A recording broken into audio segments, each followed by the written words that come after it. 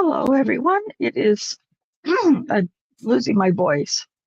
It's great to be back with you guys. I'm a day later than I planned on being, but um, it's a 3-day weekend, and may have not as many people watching us live because of the holiday, but that's okay. You guys can, hopefully catch us on the replay um, at your convenience.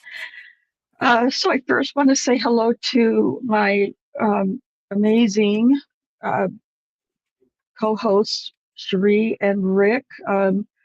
They both have been trying to scramble for me today because I've been so preoccupied and um, unorganized this last week. You guys know me, I'm pretty transparent, or, wear my heart on my sleeve kind of gal. And we kind of went through a pretty significant, well, severe, I would say, mental health situation in my close family last week. And I'm still everybody's fine. Everybody's, doing okay, but it was pretty severe nonetheless. And so I've been really preoccupied with that and other things, of course. So I just 100% transparency. I didn't do anything to get ready for this today. And so I hope that you'll bear with us or with me as I try to navigate myself through the things that Cherie and Rick have pulled together for me very well, I might add, at the last minute, because not only am I ill prepared and didn't do anything for myself, I didn't reach out for help from these guys sooner because I'm not the kind of person that asks for help. Cherie knows that about me from years and years back. So yes, we're going to work on changing that. I know it's so hard. I don't know. I think it just comes from being, the oldest child and being responsible for all my younger siblings, and then growing up as adults. I still was I didn't know it at the time, but incredibly codependent, and just helping take care of my siblings and their drug and alcohol and prison time and their own mental health. I just was the big sister who everybody called. And yeah, during all those years I completely ignored me, which is why I'm where I'm at today, partly. So anyway, blah blah blah blah blah. So we're our family is still getting through the situation, and if, like I said, everybody is okay physically and emotionally, we're all working on it, and we'll get back. But in that process of me doing that, like I said, I didn't do anything, and I called on Cherie and Rick an hour and a half ago, I would say, to help me pull this stuff together. So they did great. I am going to be the one that's going to try to pull all of it together for you guys. But I've also given strict instructions to both of them. When I get off track or rambling, like right now, rein me back in, cut me off, don't let me keep talking. And so we can get back on track, because what we want to talk about today is, to the three of us, kind of a big deal. And but it's not something that was really ever a focused on part of Daniel Holtzclaw's trial. So before we get into all that, I want to say hello again to Rick and Cherie, and just a quick rundown. Rick, what you've got going on lately? Actually, in the downtime, I've been spending a lot of time writing on my book. That is awesome. I didn't know you were writing a book. How did I not know that? Because it has nothing to do with subject matter we ever talk about. Oh, gotcha. That's fair. That's fair. I'm also, Unless you're a naval oh, historian, you would have no interest in it whatsoever. I, I wish I did, but I don't have any interest. But I will be interested in definitely checking out whatever you produce in the future, whether I like the topic or not. I'm also writing a book, right now in the form of journaling, and then eventually to pull it all together, start publishing it on Substack, and then eventually, literally, what's it called? Publishing a book. And it's not something that anybody's going to buy, or my close friends probably, and my family possibly. But it's just going to be a real true life story, my whole life story, which in the last 30 years or so, lots of friends and family members have encouraged me to write. And so I'm working on that. So anyway, blah, blah, blah. But I really think that's cool that you're working on a book, like with historic information and stuff like that, Rick. That's not as easy as what I'm working on. So good for you. It's awesome to hear. No more jumping out of planes lately. Oh yeah, I have been. I'm up to, let's see, 5,914 now. I should make Gosh, 6,000 by mid-March. wow, that's insane. For those in the chat who aren't, well, I don't know. Rick jumps out of planes. He intentionally, for fun, jumps out of planes. So there's that. And someday when I haven't taken up so much time rambling, I'll have Rick talk to you guys more about that. But I want to ask Cherie, how many planes have you jumped out of recently? 0. And I never will. My cousin did it once and had pictures, but nah, I'm scared enough being in a plane, much less jumping out of it. Completely agree 100%. That's me. You know me. My fears of flying have gotten even worse over the last few years. So yeah, I'm with you, soul sister, soul twin sister. So anyway, all right. So hello to everybody who's in the chat that's joining us, either on mobile or PC. I'm kind of, initially, I didn't like it at all because it was so confusing, but I feel like I've kind of figured out how it works and worked out some bugs, or Rick has explained things to me, others, and I've tried to, do a teeny tiny little bit of research on it, and we get a lot more traction, views, comments, using streaming both to mobile and PC. So I think it's kind of cool. Anyway, so Cherie, I've been kind of peeking, not really focusing on, but listening to some, how they have some streamers will, borrow or use courtroom Zoom trials and things like that and stream them to their channels for reaction. I guess they call that reaction videos. So I was listening to some, as I can listen to them as I try to do other things. And I actually listened to a couple recently that have to do with landlord-tenant stuff. So I always think about you when I see those because they're really interesting. And I think, like you've said before, well, you've told me stories before about how difficult landlord-tenant laws and cases are right where you live. So just watching some of these, small, or listening to some of these it's really interesting, and I can see where these would be really difficult cases. So, and props to you for even taking all that on. So sometimes they can be very what's the word? Not controversial, but confrontational. That's the word. Yep. But sometimes it's just pretty simple, but some of them are really rough. And it seems like the roughest ones, not always, are for me, are the ones with family. Yeah. Because Yeah.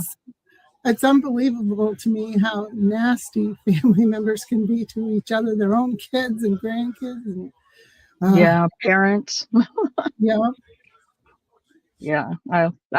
I watched one, probably a year or so ago, an entire not trial, but an entire case where it was two sons and a father, and the one son and the father were on one side, but they also separately had things. But then they were both against this other brother or son, whatever. It was insane, and the judge was losing his mind with these people. So, and their family. So yeah, great job on your part to be able to navigate that kind of law. It's not family law, but when it involves family, it feels like family law, I'm sure. So okay, so today what we're going to talk about is something that got very I don't know, I say got very little attention during the trial and during the case, Daniel's trial and case.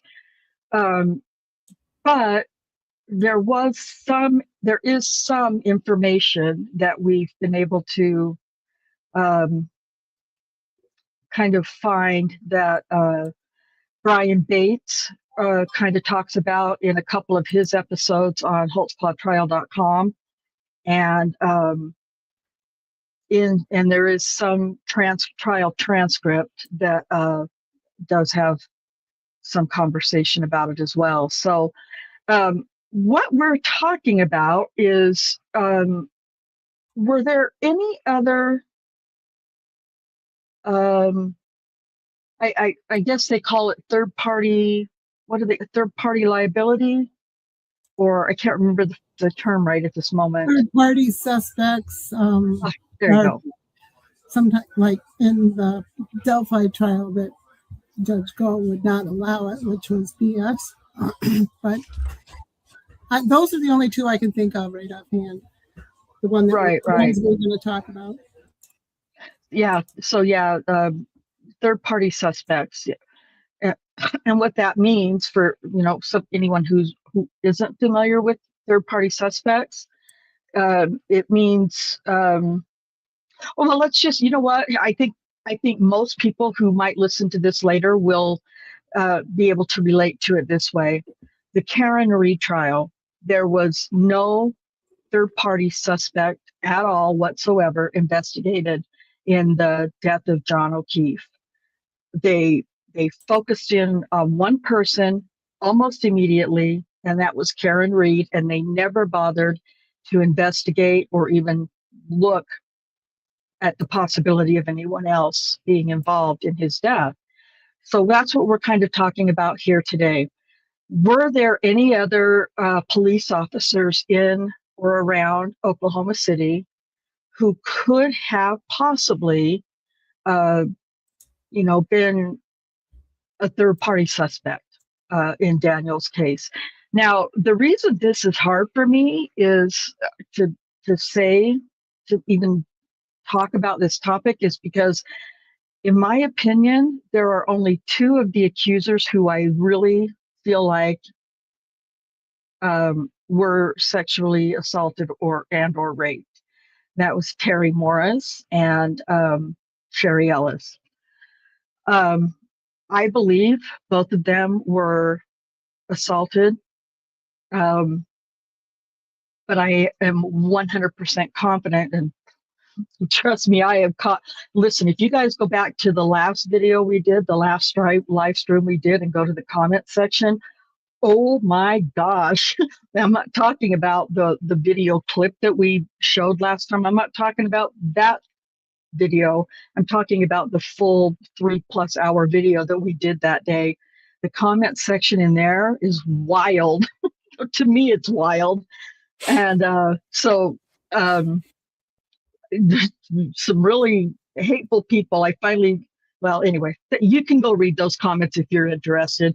Don't just read the initial comments, but also read the replies, because a couple of us go back and forth quite a bit, and then eventually I get snarky. So anyway, but there's so those are the only two that I feel like possibly or probably were assaulted in some way, shape, or form. So again, Terry Morris and Sherry Ellis. I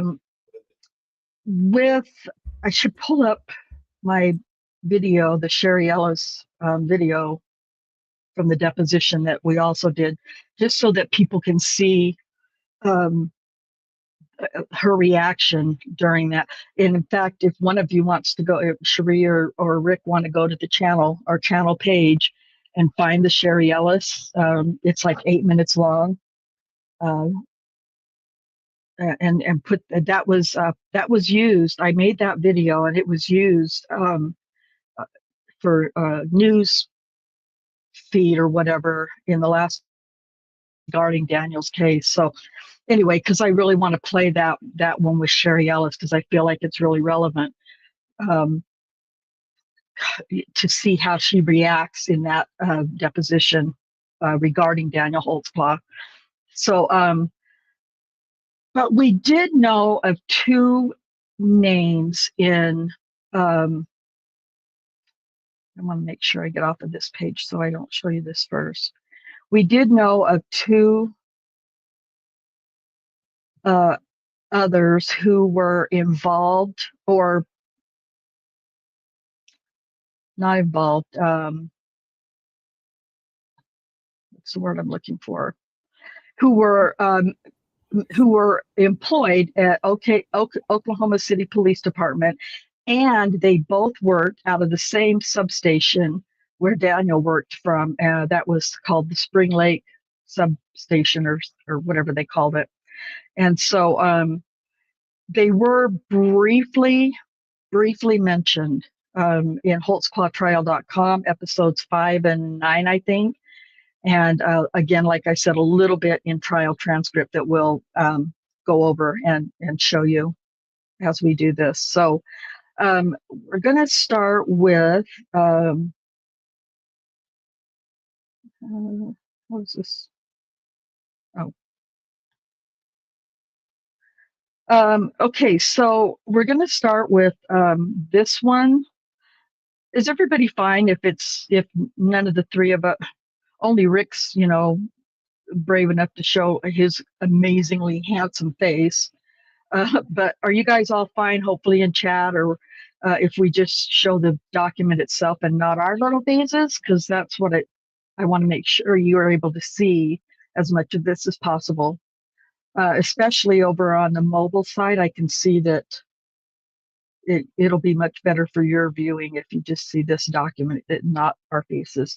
Okay, so Cherie, do you want to go through that? Cherie definitely is the one who pulled this together within minutes, literally.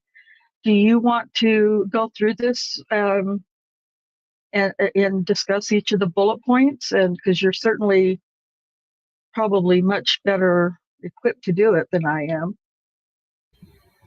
Well, I can start off anyway. Okay, well, you don't have to. I mean, well, Jeff Sellers he might still be, or maybe he's retired by now. I don't know, but he was an officer or a police officer at Oklahoma City Police Department, and back in I guess it was in 2006, he was caught having sex with prostitutes on duty, and he was fired, but he eventually got his job back through the Fraternal Order of Police, because Oklahoma City didn't do things correctly, such as wouldn't allow him to have counsel during one of his polygraphs, or maybe both of them. I can't remember. He had two, and he asked to have counsel with him, and they said no. And that was one of the reasons why he was able to get his job back. And secondly, this is about Terry Morris's case. When she originally came forward, it's a long story. kind of came forward. During an arrest, she said she was raped by a police officer, and for something during an arrest for something else. And she said, after they questioned her some more, she said that it happened a few days ago, which this was on May 24th. And she said, a few days ago, I was raped by a police officer. And she said it happened in downtown Oklahoma City near the rescue mission. So those two are, that's kind of an introduction to who they are. And then this comes from Brian Bates' podcast, episode 5.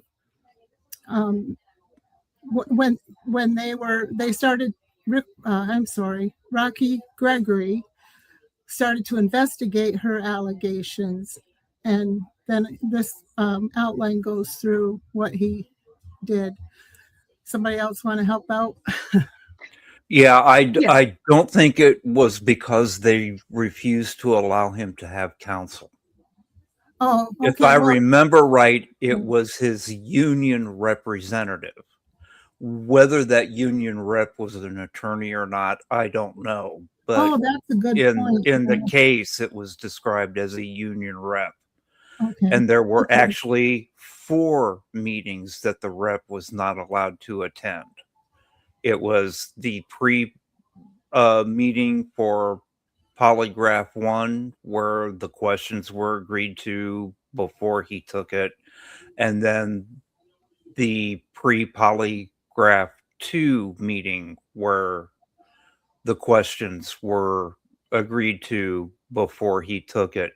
There was another problem besides that, which caused him to get his job back, and that's because in the second polygraph, the examiner asked him a question that had not been in the pre-polygraph interview and had not been agreed to. Okay, thank you for that clarification. Yeah, definitely. Yeah, absolutely. I'm going to share this. I just pulled up so I did some research. Let's see if this, whoops. So I've been using a new site called Perplexity, and Perplexity has its own search engine called Comet. And so I've been using Comet instead of Google. I can't remember the last time I did a search in Google, but I found, I asked, let me see if I can share this. So the question I asked in Comet, and Comet's an AI, just another AI platform or whatever, like Google or ChatGPT or Grok or anything else. It's just a different one. But when I've used it, I've found it to be pretty accurate with things I know to be factual or whatever. I found this to be fairly accurate as well. So anyway, I asked the question in Comet I said I wanted to discuss a very speculative, and I meant to say that at the very beginning, everything that we're going to talk about now with these 2 individuals that we're going to discuss, it's all my speculation, my opinions, my thoughts, nothing. I'm not accusing either one of these individuals of anything except for whatever is available, through public record, of course. But everything I'm saying is my opinion and my purely 100% speculative. So I'm just putting it out there for you guys to listen to and think about and contemplate on your own, because it's very interesting that there were no other people investigated as to who may have assaulted any of these accusers, but for me specifically, Terry Morris and Sherry Ellis. So I said that I wanted to discuss a speculative theory that Jeff Sellers could have been a possible third-party suspect in any of these assaults. So, and I specifically mentioned Terry Morris when I asked the question. And so what I got back was Terry Morris's description in the case record do leave room to speculate that there was a different officer, including Jeff Sellers, could have been the man she originally encountered, but there's nothing, like I said, official about that, mostly because there wasn't any other investigation. Listen, the thing of it is, in my opinion, the whole Janie Liggins thing happened, and Black Lives Matter got involved very, very rapidly. I would say within hours, if not just a few days. So that was it. I mean, now Black Lives Matter is involved, and there's fear, possible fear, from the city, of rioting and, tearing down the new MAPS division. The MAPS project was in the process, in the works, and a lot of the places downtown had been rebuilt and refurbished and beautified, and lots of really great updates. And so they didn't want to risk, my opinion. I think it's one of the reasons why Holtzclaw was why Daniel was targeted immediately.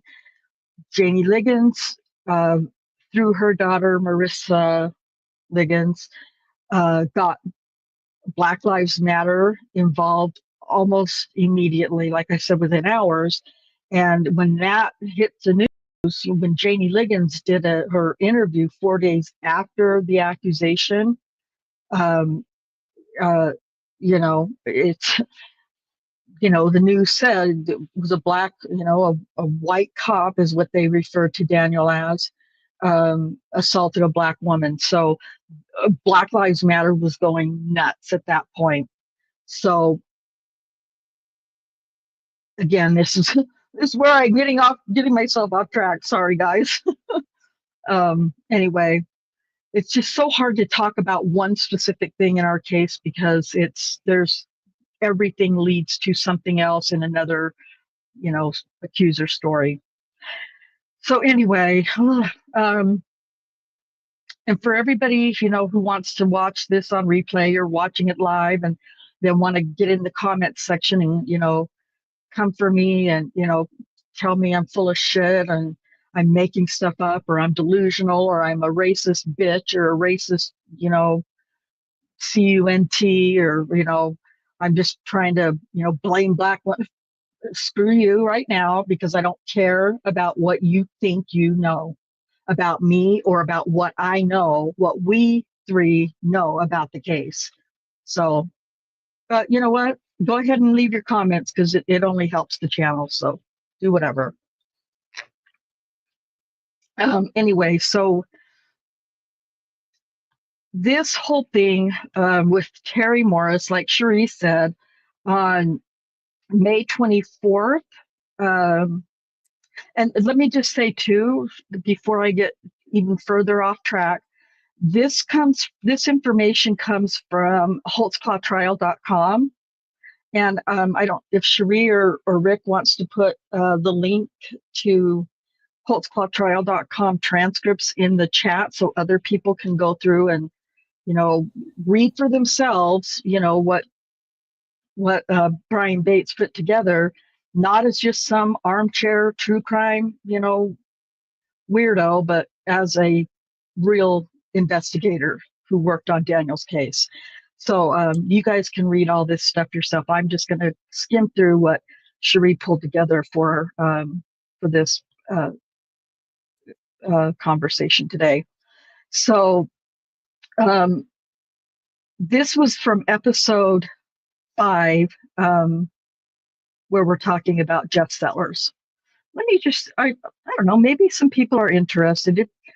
I'm going to show you some pictures of Jeff Sellers, just so you guys can get an idea of what this man that we're talking about, what he looks like. or what he looked like back then anyway. Um,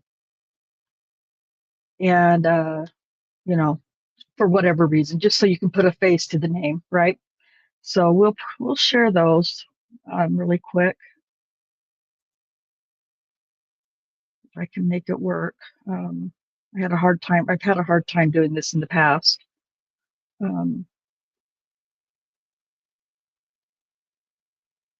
Let's see if I can do it this way. Image file, maybe that'll be the way it'll work.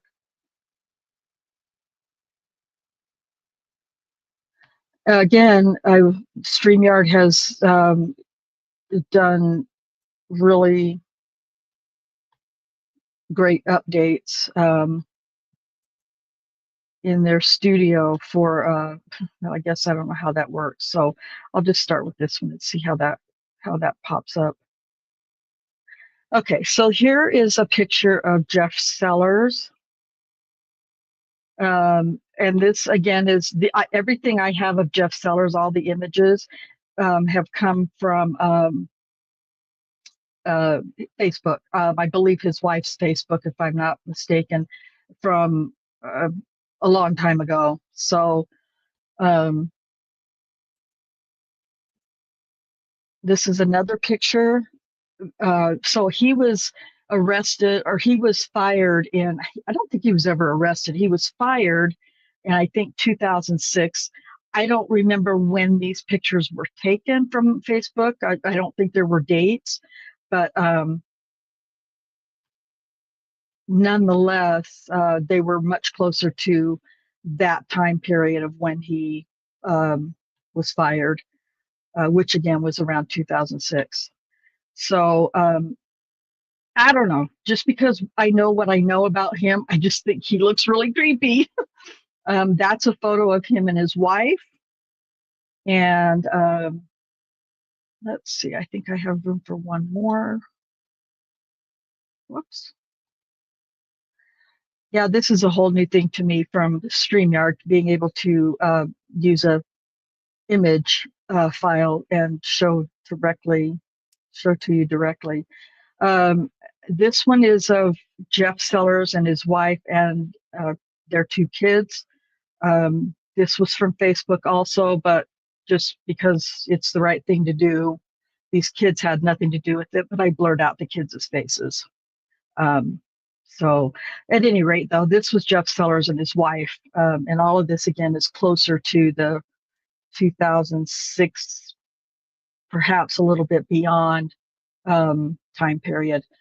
And the blue stripe in here, that is just the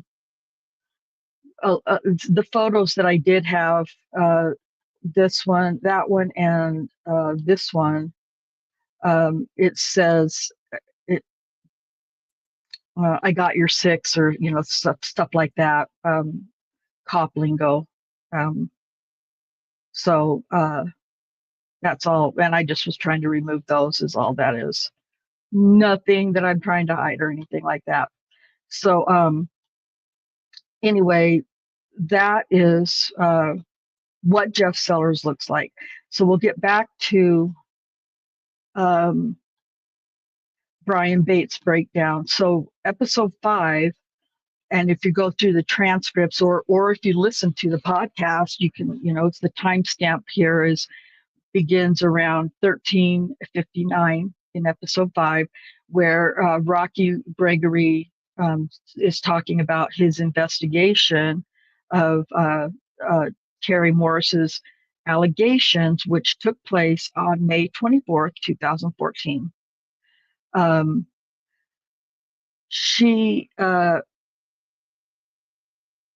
That's when she made the allegation. It was a holiday weekend, I think Memorial Day weekend. And so this was into the middle of the night of the 24th that she did this allegation. And Rocky didn't get it until the following Tuesday after the holiday, which was May 27th, 2014. Now, Rocky Gregory took her claims very seriously. And excuse me 1 minute. Um, if you go through holtzclawtrial.com and look at all the information regarding this first claim with Terry Morris, you'll find all kinds of information about how Rocky Gregory just really went above and beyond on that first day of trying to figure out who this cop was that sexually assaulted Terry Morris. So he first requested the names of all of the officers who had recently pulled up Terry Morris on their mobile data computer. What he found was that on April 11th, Jeff Sellers did a records check on Terry Morris. That's something else I don't know if I mentioned. Sellers and Edwards both worked different shifts than Daniel. Daniel worked I don't know, second shift or a swing shift, whatever you want to call it. His shift, I think, was from 4 p.m. to 2 a.m. And so anyway, Jeff Sellers was more on a day shift, and on April 11th at 8:56 a.m., he did a records check on Terry Morris. And then we have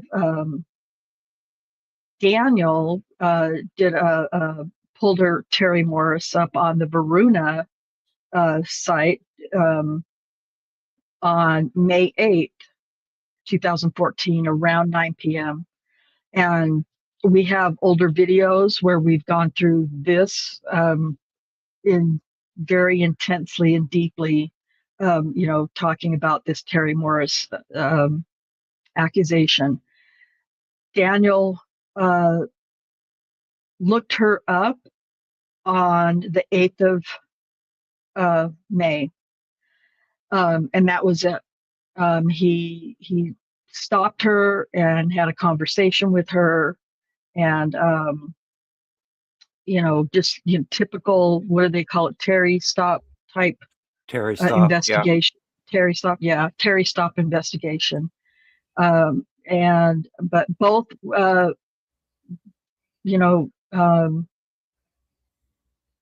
they both times that they pulled up Terry Sellers and Holtzclaw pulled up Terry Morris's name, there were no warrants. And at that time on May 8th, I have to remember. Terry Morris, this is important. Terry Morris. So this is the date that Daniel actually looked her up. The last time there's any record of Daniel looking up Terry Morris was May 8th. Terry Morris, on the 24th of May, when she made the allegation that she'd been raped by an Oklahoma City cop, that was basically her description. She didn't, identify a cop name or anything like that. She did end up eventually, after Rocky Gregory badgered and harassed and bullied her. Those are my descriptions of what Rocky Gregory did to Terry Morris. I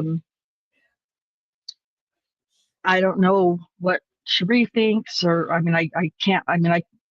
think I know, but I'm not going to speak for Cherie or Rick about, how Rocky Gregory pursued Terry Morris, but it was relentless badgering and bullying, in my opinion. And if you watch the interviews that are available on YouTube and on holtzclawtrial.com, where Rocky Gregory is interviewing Terry Morris, you might feel the same way. I've also got videos that are pretty old now, well, old to me, at least a few years old, of these interrogations that, not interrogations, interviews that Rocky Gregory did with Terry Morris. It was gross. He just really angered me and pissed me off interviewing Terry Morris. But anyway, so there were no warrants. So she claimed that when the initial allegation came on the 24th of May, at that time, Terry Morris said, that she was sexually assaulted on either May 20th or May 21st. She couldn't remember the exact date. Am I remembering that date right, Cherie? Yeah. Yes. Okay. So she claimed that that she was, well, in the 911 call, if you guys haven't listened to that either, I'm kind of doing this. We're doing this presentation for people who are more familiar with the case and have been, watched a lot of our older live streams and know what this information is. There's a 911 call video or played, and you can find that again on holtzclawtrial.com. I also have a video about this particular call. She's fighting with her ex-boyfriend, whose name was Saint Anthony. What was his name? We called him Saint Anthony, or Cherie called him Saint No, what was his name? Her ex-boyfriend. Christopher Shelton. Christopher Shelton. Saint Christopher, that's what Cherie called him, Saint Christopher. Anyway, he calls 911 that night because his girlfriend, he doesn't say his girlfriend, a friend, and I picked her up to take, she looked like she needed a ride. I saw her walking down the street, so I picked her up, and now she's tearing up my car, and can you come and get her? Basically, she is just, and you can hear Terry Morris in the background going batshit crazy on him and tearing stuff up and screaming and crying. And at one point in the 911 call,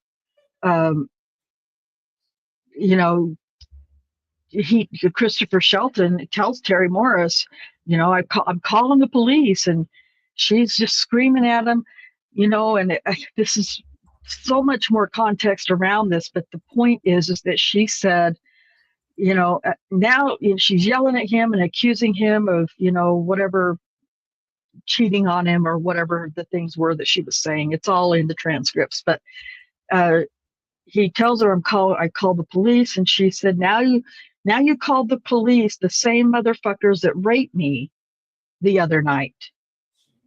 And so she, in interviews with Rocky Gregory, she tells Rocky Gregory that she was assaulted on the 20th or the 21st. She couldn't remember exactly which one of those days, but she knew it was one of those. So she does give a description eventually, I think in the second time he interviewed her. It's been a while, but she does give a description of, the cop that she says assaulted her, which I don't know. I mean, I guess it could be, said that she, described Daniel in a sense. She said he was dark skinned, I believe, or looked like he had Italian or Mexican skin tone, and that he had dark hair, and that he was tall, I think she said, and stocky, like well built. I can't remember all her descriptions, but anyway, she gave that description vaguely, in my opinion. We're talking about a force, a subdivision or a substation that's got at least 20, 25 officers, on duty, or more actually at any given time. So anyway, she gives that description. So in Rocky Gregory's such amazing, deep concern for Terry Morris, he goes and finds looking for all this information, found out on, Jeff Sellers pulled her up in April, and that Daniel pulled her up on May 8th. And so she claims that, they found, neither one of those times that they pulled, well, we don't know this about Jeff Sellers because nothing was ever presented as far as I know. But we do know that Terry Morris said the night that she was assaulted, she was walking towards the city rescue mission. She's an addict. She's homeless. kind of living on the streets, very, very strung out on drugs. So the rescue mission was a place where I think they could kind of like a shelter in a sense, I guess, but not just a women's shelter. I'm not exactly sure. I don't remember exactly what the details were about it. But anyway, she was walking near the city rescue mission the night she was assaulted. And when Rocky pulled up, you know, records for Daniel and I guess Jeff Sellers for the dates of May 20th and May 21st, the day she claimed she was assaulted. Sellers was not working either night. Actually, Jeff Sellers at that time was on a light duty or something like that. He wasn't actually, I think he was doing like desk duty. And, there's no information to my knowledge of what that reason was, but he wasn't on the streets. He wasn't out on patrol during that time, during those dates. And I'll share my thoughts on that in a second. But also, Daniel was working both of those nights. He on the 21st, he was downtown for a county jail arrest, which was verified. But other than that, his ABL didn't show any unexplained or irregular behaviors, driving anywhere near the city rescue mission. Pardon me, I'm trying to drink water as I talk. Well, anyway, so he wasn't anywhere around where Terry Morris was, said she was picked up and assaulted. Now, I want to go back to Jeff Sellers. He wasn't working on either one of those nights. He was assigned to light duty or whatever. We also don't know, to my knowledge, whether or not Jeff Sellers had a take-home patrol car. I'm only assuming 100% speculating that he probably did, because he'd been on the force for many, many years before Daniel. And, he was like a fixture in that substation. I don't know. I just, like I said, just guessing, assuming that he possibly did have a take-home vehicle, which makes me consider that just because he wasn't working and whether he was on light duty or not, to me, doesn't really matter, because if he had a take-home patrol vehicle, I don't know. The way my mind works, that's perfect predator fodder, I guess is what I should say. But, he would be able to, use his police vehicle, off shift or not. He's off shift, so he doesn't have to turn on his ABL computer stuff, and shouldn't, because he's not supposed to be, working on patrol. So I don't know. That's just, I'm just throwing that out there as a possibility. Just because he wasn't working and he was on light duty doesn't mean, if he had a take-home patrol car, doesn't mean that he couldn't have been out driving around the streets of Oklahoma City for whatever reason. At this point, we already know that he had been fired at one point, sometime in 2006, for picking up prostitutes in his patrol vehicle and having sex with them while he was working in his patrol vehicle. So those are just my dots that I connected in my own little weird way. But I don't know, Cherie and Rick, what do you guys think about that possibility? Well, one of the things that I've always found interesting is they're like, okay, he wasn't working that night. Okay. Does that mean he couldn't have gone out in his uniform? No. I mean, a lot of departments nowadays, those computerized systems in the cars, the cops can't turn them off. Right. They turn on as soon as they start the car. Right.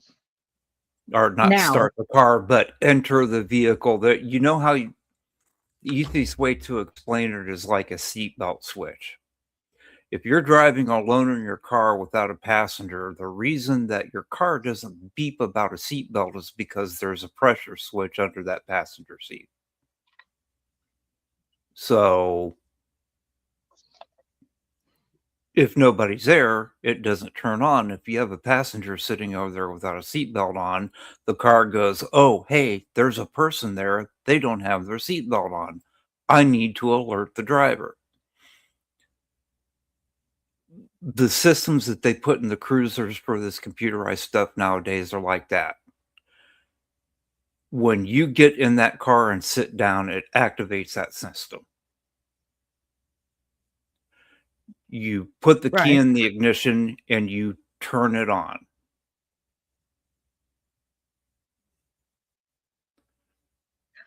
Now, everybody try this little trick.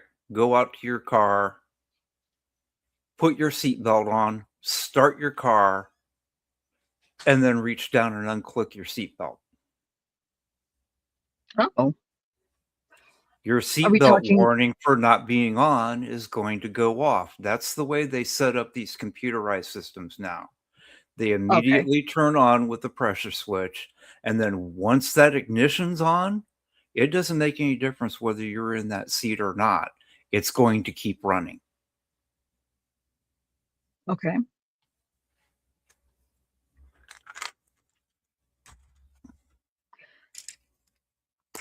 Oh, sorry. Sorry. I'm trying to pull up my. Okay. I was looking at the other. That's kind of weird. So modern times, yes, that makes sense. You know, the way. But back then they didn't do that. Right. And the reason they do it that way now is because departments across the world that use these systems have caught officers using an official vehicle for personal use, and they didn't log on to the system. So, okay, well, these people go, they're this officer.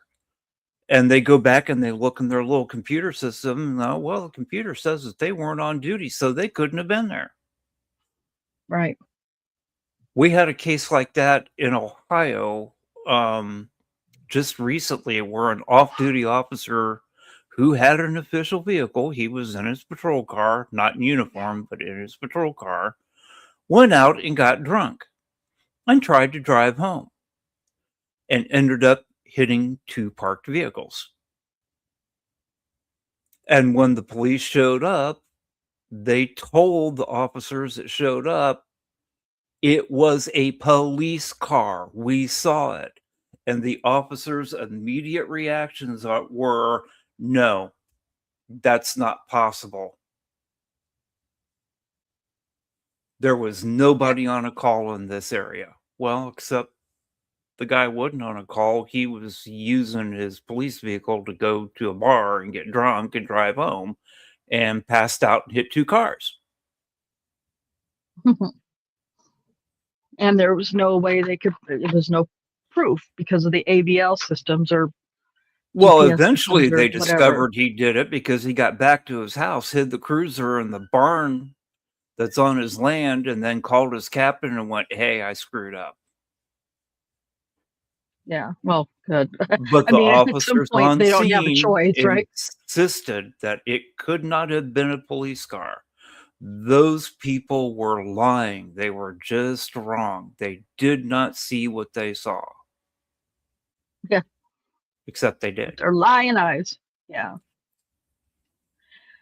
So Jeff Sellers, though, doesn't have, he's got free reign. Any cop at that time, actually, in Oklahoma City, had free reign, and they could absolutely if they had a take-home patrol vehicle, they could, ideally get in their patrol vehicle and,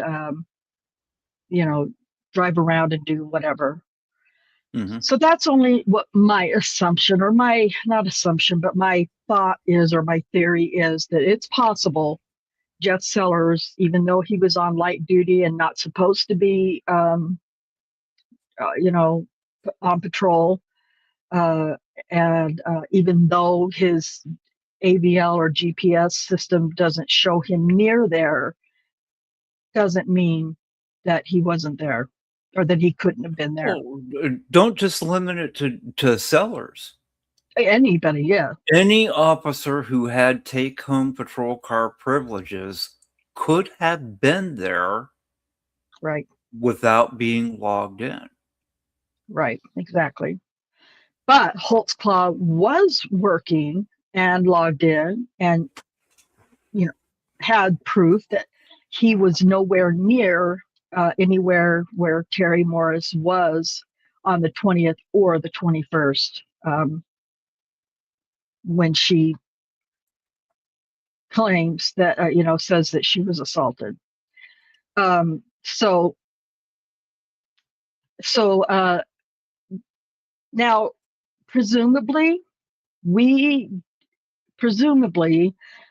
Rocky Gregory, Detective Gregory, doesn't have any idea on this date, on the 27th, when he took this case, has no idea who Daniel Holtzclaw is, presumably.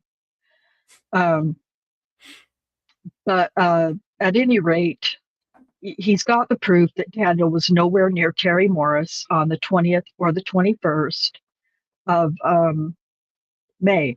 But he does have information that Daniel Holtzclaw pulled up information, actually stopped. Daniel actually did a Terry stop on Terry Morris on the 8th. So not only did he pull her up in the Varuna system that night, but he did do a Terry stop on the 8th. But that's a couple of weeks almost before Terry Morris says that she was sexually assaulted. 12 to 13 days, depending on which date is accurate. Right. So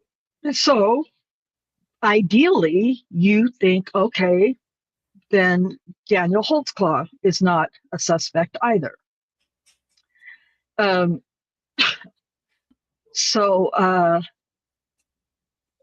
Rocky Gregory, he expands his search and finds that there were no.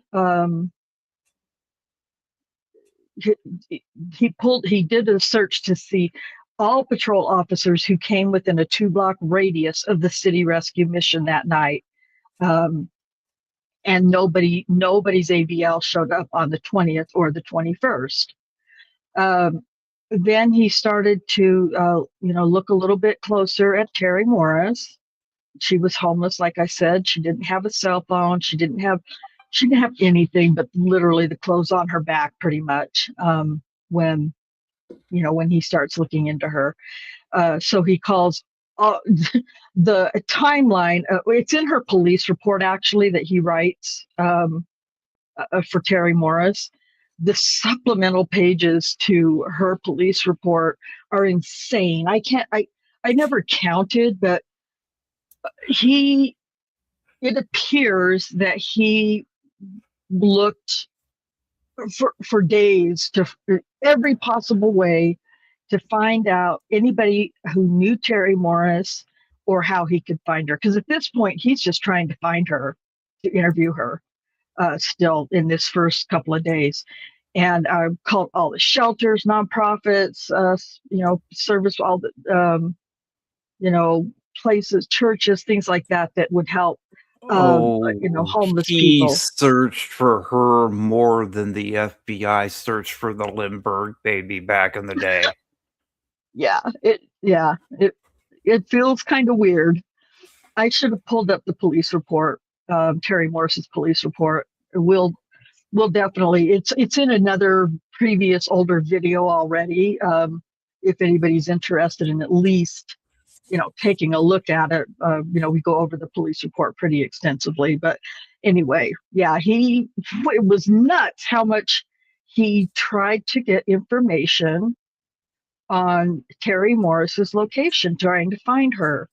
Now, again, this is on the 27th of May, and this is 3 weeks almost before Janie Liggins makes her accusation against Daniel Holtzclaw.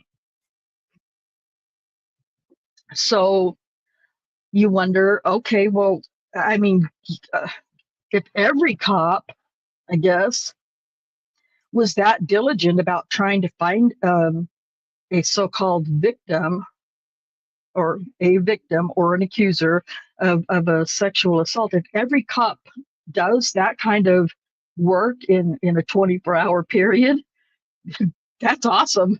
I'm telling you, it was insane the amount of searching he claims to have done. Not just Rocky Gregory, but also the Lieutenant Timothy Musme gets involved with Rocky Gregory looking for Terry Morris.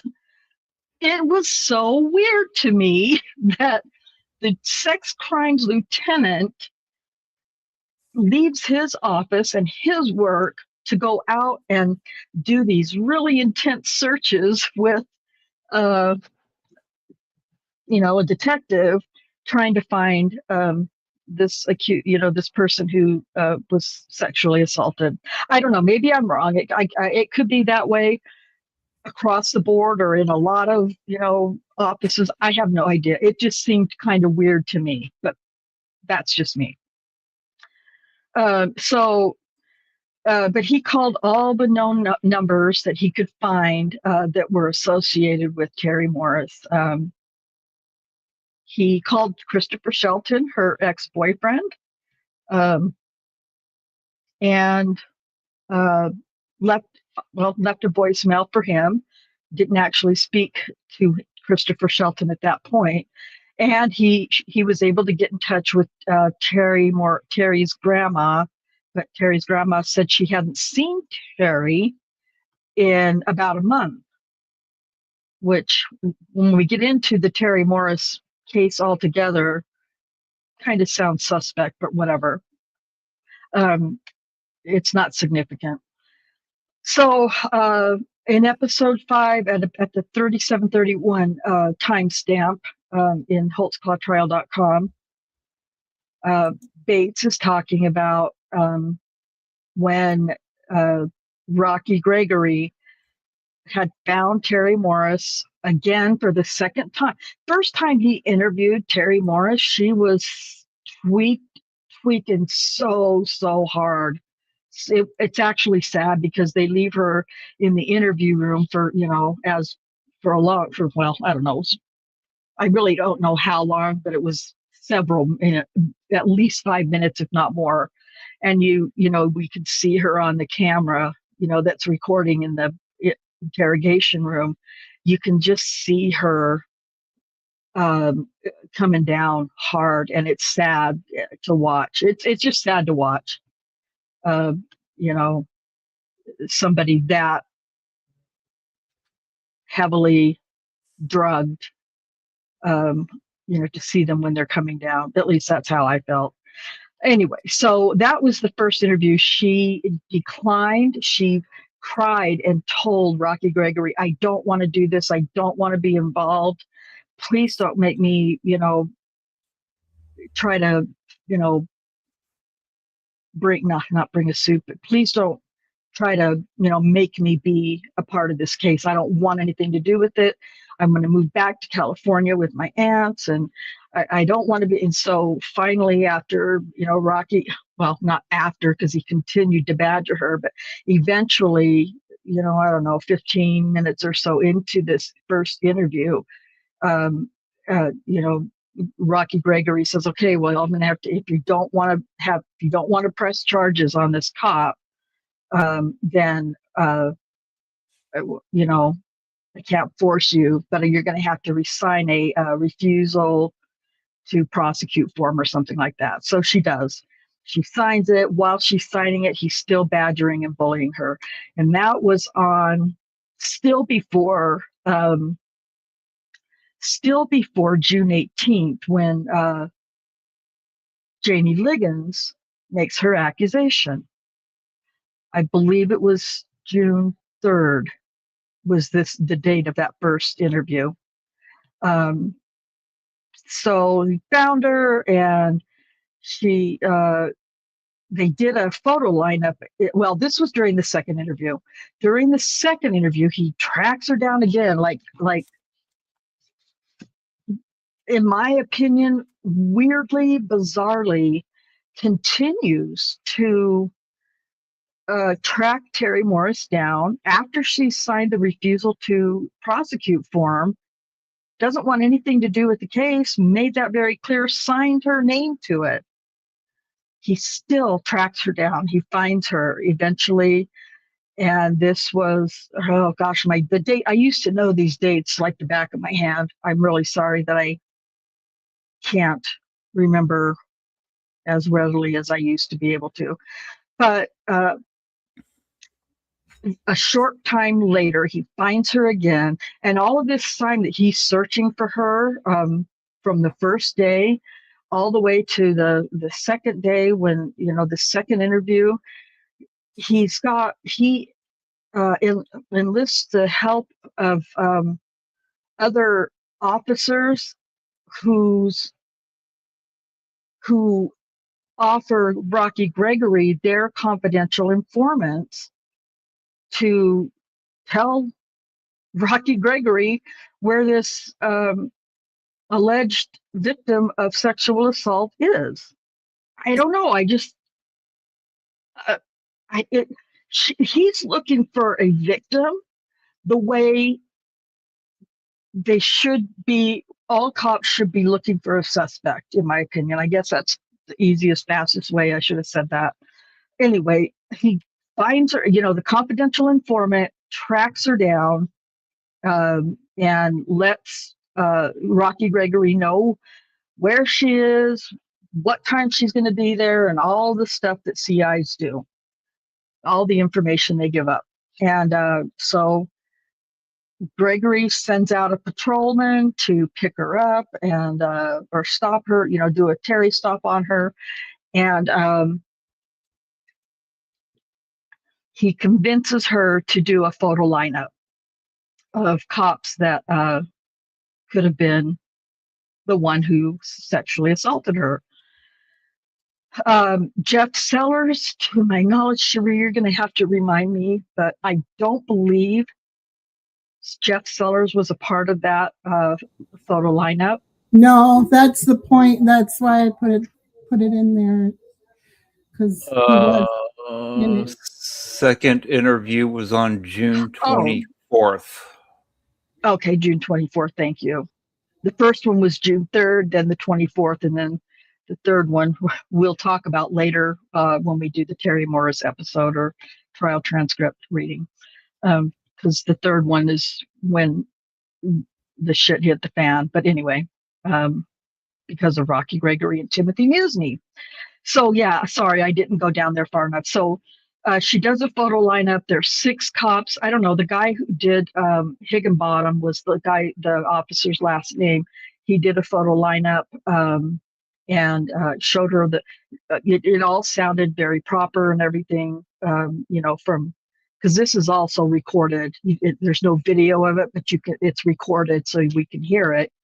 I don't know. He sounded, on the up and up, like, he was doing it properly and everything. I don't think there were any questions about the way the photo lineup was given. But I do, having seen a discussion about how they put the photos in order. Mm-hmm. Excuse me. Right. And they didn't include Jeff Sellers. And it appears that he intentionally left Sellers out of the mix. But he did put in another officer, Officer Jeff Dutton, who, from all accounts and all the research I did, I couldn't find any negative information whatsoever about Jeff Dutton whatsoever. But if they had looked at Jeff Sellers, there was gonna be some shit that was gonna come up from his past. Having sex with prostitutes while he's on duty in the back of his patrol car, kind of stuff. Anyway, so but to kind of talking about the photo lineup, in the very first interview that Gregory does with Terry Morris, he asks her then if she would look at a photo lineup, and she lost her shit. She's like, no, I don't want to see him. I don't want to. So she was like, looking at a photo lineup was like, it was definitely a hill she was going to die on. She did not want to see a picture of the cop that assaulted her. And I get that. So here we are now at this photo lineup that he's badgered and bullied her. If you listen to that recording, he badgers and bullies her into looking at this photo lineup. And it's sad. Again, it's another sad interview because you can tell she is, she's tweaking. She needs a fix. And, here's Rocky Gregory interviewing her like you would think the cops would interview a suspect. But anyway, so there's a picture of Jeff Dutton who, I don't know why they would put him in there, and but not a picture of Jeff Sellers. And I think I assume, I speculate why they didn't put Jeff Sellers' picture in there. But when she was doing the photo lineup, she pointed to a couple of different pictures, and we believe that one of those was Jeff Dutton and the other one was Daniel Holtzclaw. She can't decide which one between the two it was. I think I didn't pull up a picture of Jeff Dutton, and I should have. I have an opinion that of the two, Jeff Dutton and gosh, I'm going to have to pull it up. I'll try to do it. Jeff Dutton and Jeff Sellers, I don't want to say they look alike or they resemble one another, because they don't really, but they're both have some of the same features and smiles, maybe hair color, skin tone. They both, match in some of those superficial ways, where Daniel is light-skinned and he's Asian, half Asian, very light-skinned, and has dark hair. So she's trying to choose between Holtzclaw and Officer Dutton. I'll just let you all think about, what you want to make of that, and listen to this particular episode. Go back and watch our previous videos about Terry Morris's accusation, and see what you think. So as she's doing this photo lineup, she's back and forth. Oh, I don't know. But she never did end up finally settling on one picture. It came down to the two, Officer Dutton and Daniel Holtzclaw. So we already said that Jeff Sellers was left out of the photo lineup. Whatever. It's like so annoying to me when I go back over these things that I haven't really looked at in a long time. So okay, thank you. This is Cherie here. She's so good at this kind of stuff, and I'm not.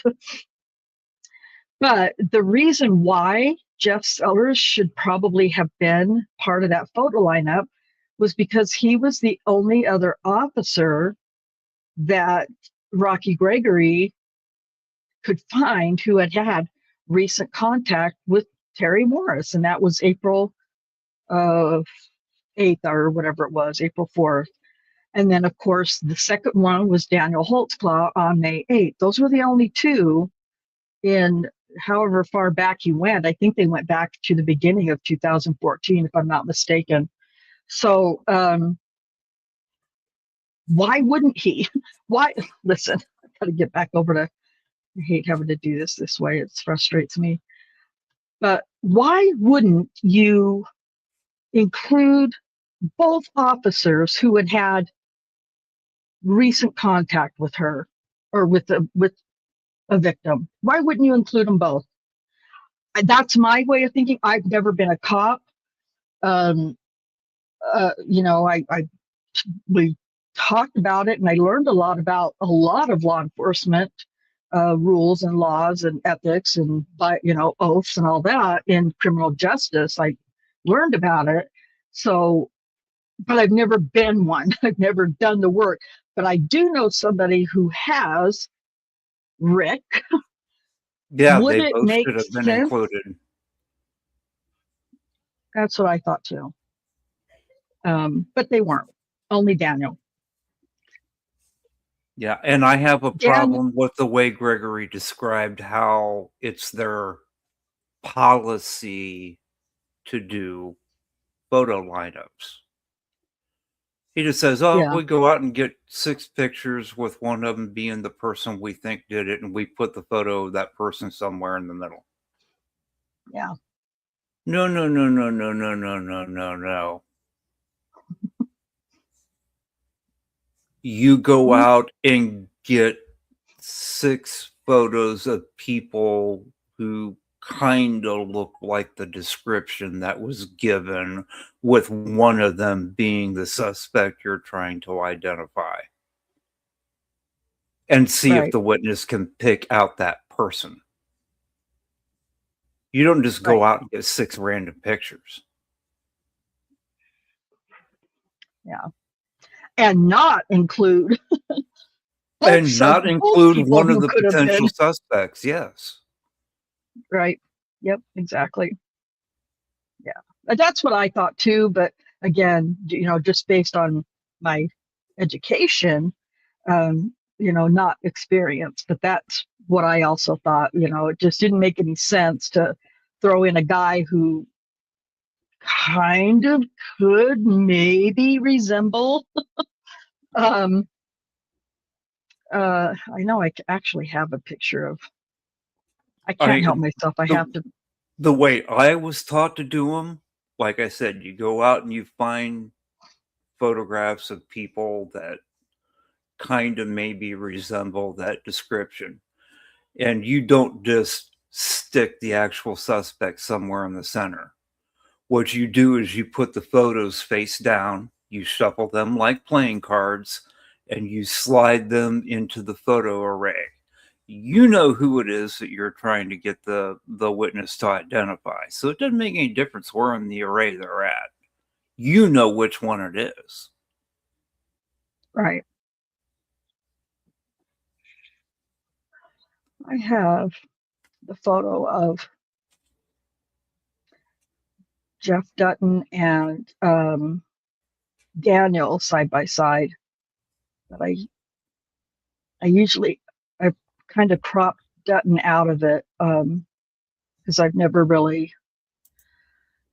But I have it. It's just where it is. I don't know. I mean, I don't have to show it. I don't know.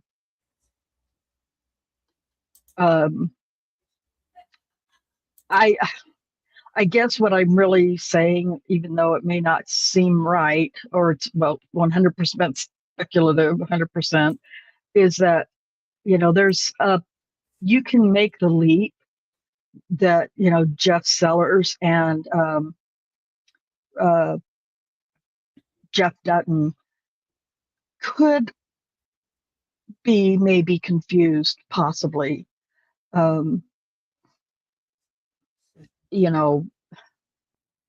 Based on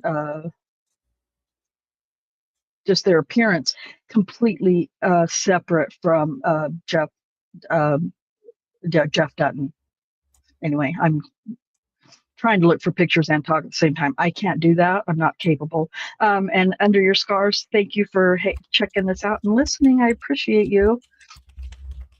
So I'll get back to this outline. Okay, so anyway, he, it was I don't know, it was just it was sketchy to me. That's all I'm going to say. And for those people in the comment section from the last time who are telling me that I'm making things fit, to support my own narrative and all that stuff, it's not at all what I'm doing, what any of us are doing. We're just bringing the information that we know to be factual based on all the legal documents. That's just it. I'm not making up anything or trying to make anything fit my narrative or my belief. What I am doing right now is sharing my own theories and ideas for others to consider, that there's a possibility that Jeff Sellers could have been involved in the Terry Morris assault. And then, as Cherise pointed out, it was January 2006. Oklahoma newspaper reported that Officer Jeff Sellers had been fired from the department as a result of an internal affairs investigation that determined that he had had sex with at least one prostitute while in uniform and on duty. And that was, again, 2006. That prostitute reportedly made a monetary claim against the city for alleged damages. I don't know how that turned out. Cherie, do you know how that ended up?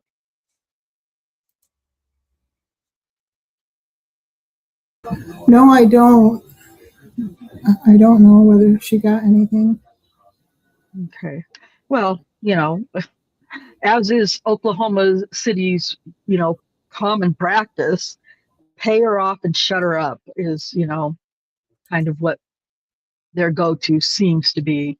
Anyway, due to the binding arbitration that occurred, Oklahoma City PD was forced to rehire Jeff Sellers. Detective Gregory was asked if he found it concerning that Officer Sellers had recent contact with Morris and that he was also known to have sex with prostitutes while on duty.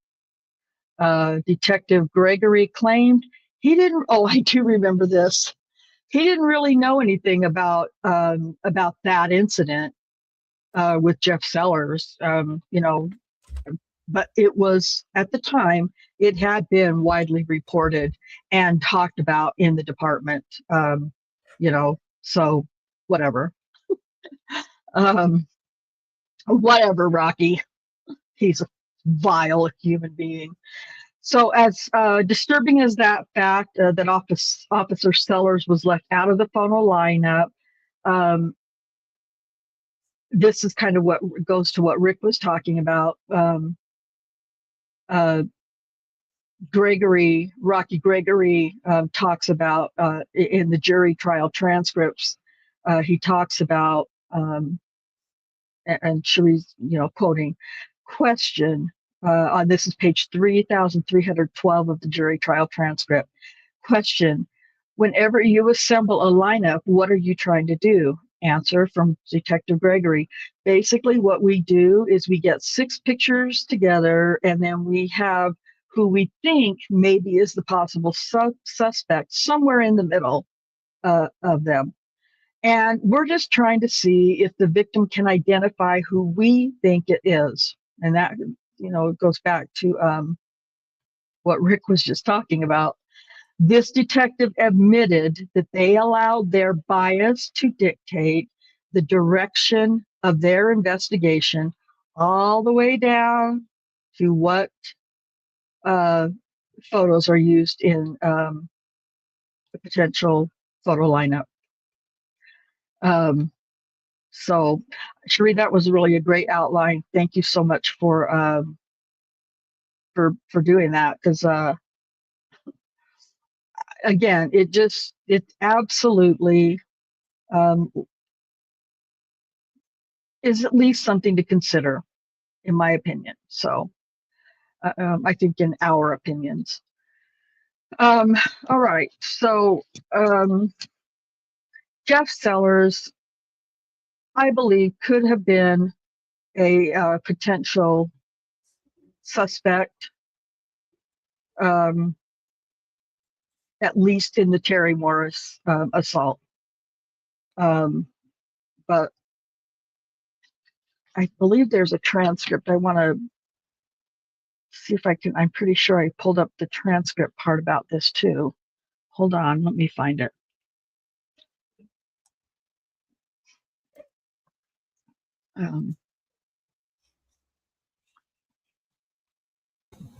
It's in the Discord. Oh, If you're talking about the PDF of the transcript that talks about Edwards. I don't know. okay, that one's for Alexander Edwards. Okay, that's okay. At any rate, there's, you check out this this information on holtzclawtrial.com, episode 5, the Terry Morris allegations. And then we have the timestamps where it's discussed, where Jeffrey Sellers is discussed, 1359, and then again at 3731. So I don't know, you guys. Like I said, I think there's every reason to at least think about and consider Jeffrey Sellers as a possible. And like I said, it doesn't matter to me that he was on light duty at that time and not, evidently not on patrol. Like Rick said, especially back in 2014. I want to address this from, I think it was from the Janie Liggins clip I posted, several weeks ago that this conversation took place. But somebody argued with me in the comment section on that, telling me that I was blatantly wrong. This person, believes down in his toenails that Daniel Holtzclaw disabled or didn't turn on his dash cam during these stops, and particularly talking about the Janie Liggins stop. This guy argued with me back and forth with me several times about, and at one point, and I told him, I said, I'm sorry, but you're wrong. Oklahoma City PD was not using dash cams during this time period when Daniel was working for OKC PD. You are blatantly wrong, he told me. And I am blatantly 100% correct, and this guy is wrong. And Rick kind of talked about this, I think, last time when we talked, when we broke down that clip. Yeah. They didn't have them. Yeah. Nor body cams. If I remember correctly, cams, the approval of funds had for them had gone through, but they were not yet installed. Right, and they were. It had been, I guess, added to their policy and procedures manual, I guess. But they had approved the procedures that would go along with the new dash cams. Yeah, but the cameras themselves were not installed. Right. So I told the guy he was blatantly wrong, and I mean, honestly, at some point, I'm fine to have, back and forth, respectful, productive debates with people or arguments with people in the comment section. I love it. I mean, I'm the one who's always doing the TLDRs because I especially when it comes to this case, because I know so much about it. I had so much facts and information about it that, I'm fine if people want to tell me I'm wrong about something or challenge me on something. But if I make a statement on the channel in a live stream or any kind of post I make or any video clip, if I make a statement about it, unless you hear me say that I don't have evidence of it or I'm just speculating or it's my opinion, then you can either take it or leave it that what I'm sharing is factual information. It doesn't matter to me either way. At some point, if you're just going to continue arguing with me when I tell you that I have the factual information, I'm going to start getting snarky and maybe a little bitchy. And I'm just going to kind of, blow you off at some point, because life's hard enough. than to argue with people sitting behind their damn keyboard, trying to tell me that I'm a liar or I don't know what I'm talking about when it comes to this case. Yeah, I tend to do that as well sometimes. Well, I'm willing to have the back and forth, right? Like, as long as things are being respectful and, nobody's,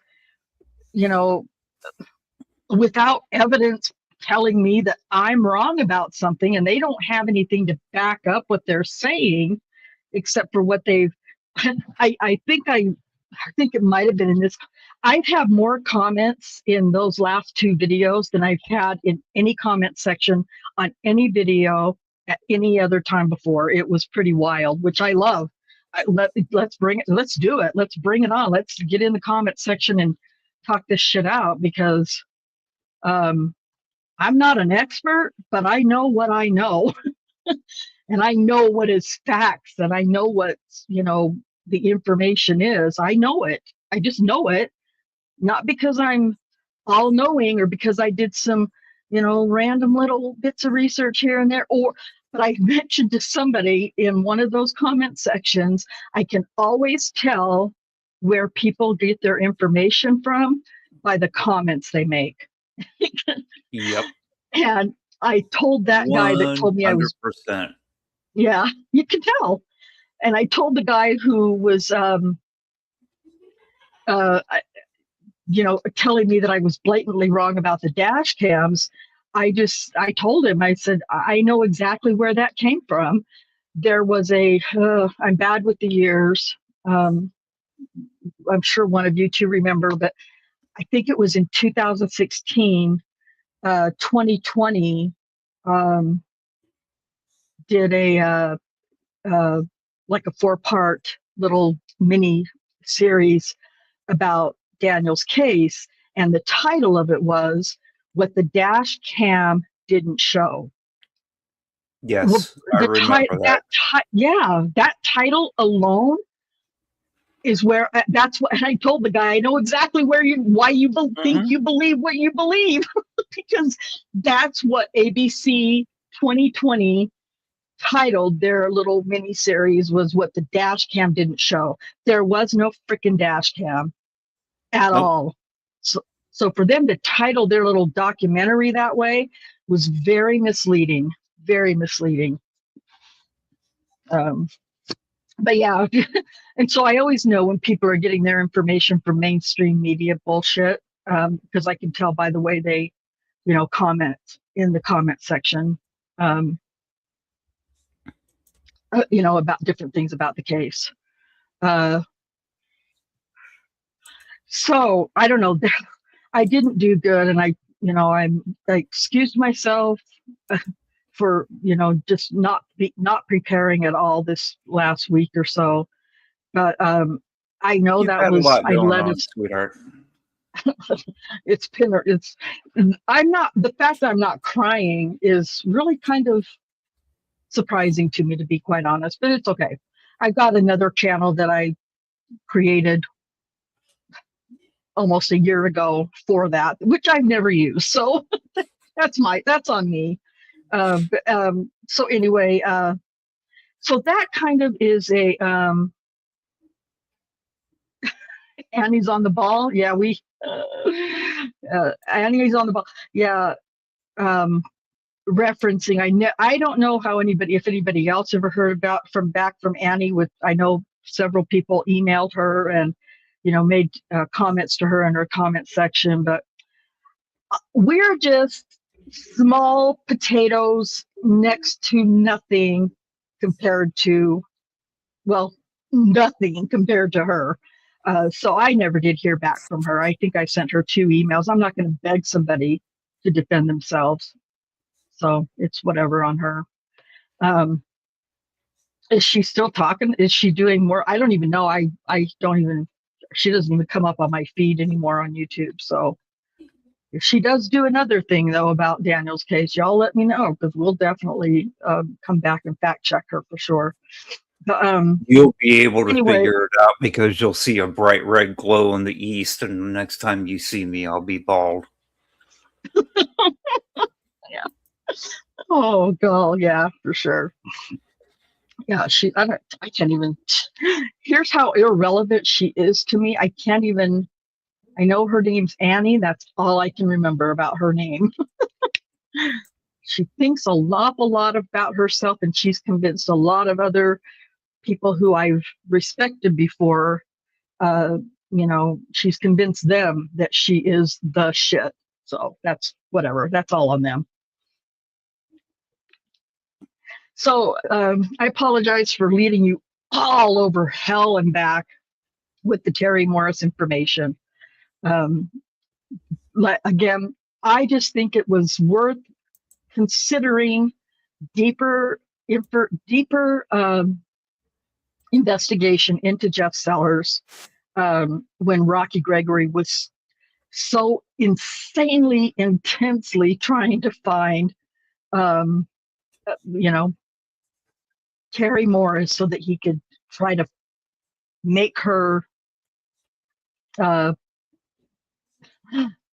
listen. I'm going to tease a little bit for those who don't know the case very well and don't know about Terry Morris. I'm going to tease a little bit because we will for sure be doing her trial transcripts and preliminaries and her police report. But the intensity with which Rocky Gregory tried to find Terry Morris for weeks and continued to badger her for information about this cop who assaulted her, it's insane to me, just bizarrely insane. And I think it's, I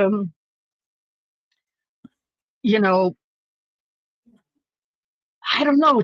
Maybe this is a biased part of me to feel like there's something weird that he tried so desperately to track her down and get her to, make an accusation about a cop, but then not fully investigate both officers who had contact with her. He didn't want to investigate both of them.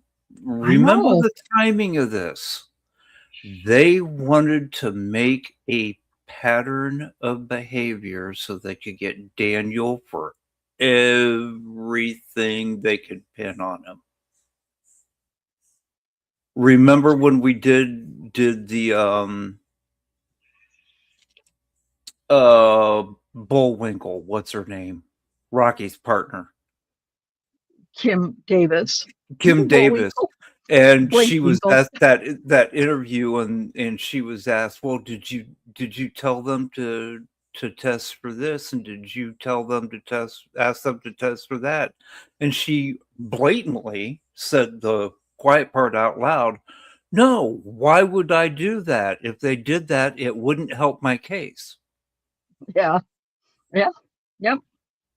Well, this is the Gregory version of Kim Davis not asking the lab to do those other tests that could have given exculpatory evidence.